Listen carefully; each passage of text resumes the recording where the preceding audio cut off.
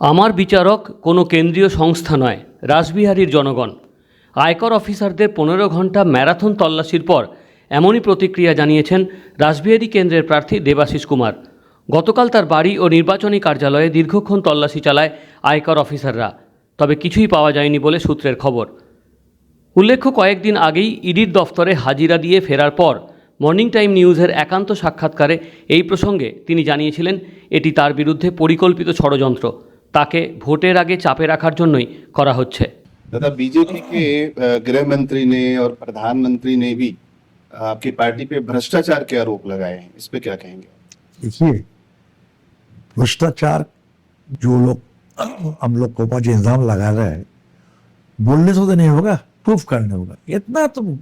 इतना दिन से चल रहा है, एक भी कोई प्रूफ हुआ है? इल्जाम लगाना बड़ा बात नहीं थी, ये तो पार्टी लगाएगा, लेकिन इल्जाम लगाने के बाद तो प्रमाण करना सबसे बड़ा चीज है। वो लोग क्या अभी प्रमाण किया है? यही बात है। Morning time news.